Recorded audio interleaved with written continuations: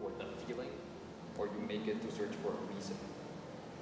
Maybe. I make it to, for me, to not answer questions, but provide questions. For me personally, it's like it's like setting up a puzzle. Kind of just problem solving. I think most of the enduring art pieces in history are the ones that ask questions. A couple of them that answer questions, but most of the valuable things just raise questions.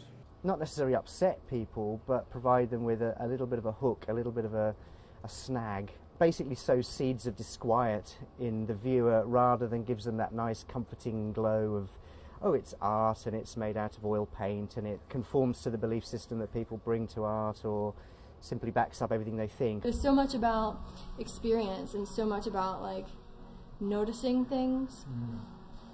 I don't like photography so much anymore because it points, and I don't want to point anymore necessarily, you know? I don't want to point out things. I just want to let them be, and I want people to discover it for themselves, and I want to present opportunities for people to notice things themselves. I don't want to point anymore. And that's not to say I'm abandoning photography altogether, I'm just abandoning that mode. And you walk into an art gallery and you expect a message to be communicated directly from the artwork to the viewer. And so my current work is more interested in setting up exhibitions which provide clues and little elements of evidence that perhaps can build up some form of coherent communication, but it's all down to the viewer to make those connections. I like subtlety. I think it works much better. Slipping things in. I am much more for subtlety when it comes to trying to get any point across. You can slide it in there and present it, and it can flip-flop. You know, people can take it or leave it. I'm not so much into visual artwork, or any sort of political artwork that bangs people over the head with ideas. I mean, Nauman is a nice little connection there. Frustration is certainly part of my reasons for making art, and at the risk of sounding very romantic, I think anger is a big driving force as well. What strikes me is that behind that big shiny surface there's often very little substance going on. And that's one source of anger and frustration. It's not a sense of frustration like with him. It's more a sense of,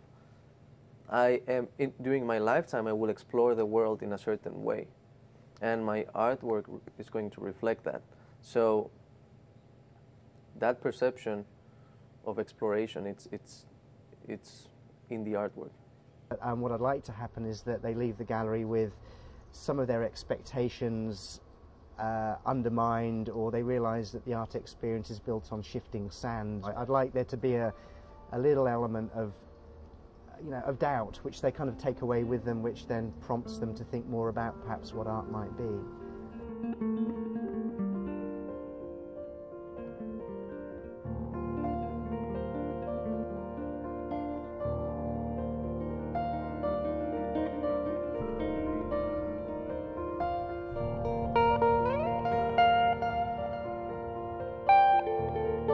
What is reality?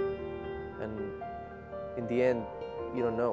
It's never clear. It's how do you understand what surrounds you? What you're seeing doesn't necessarily mean that it's the truth.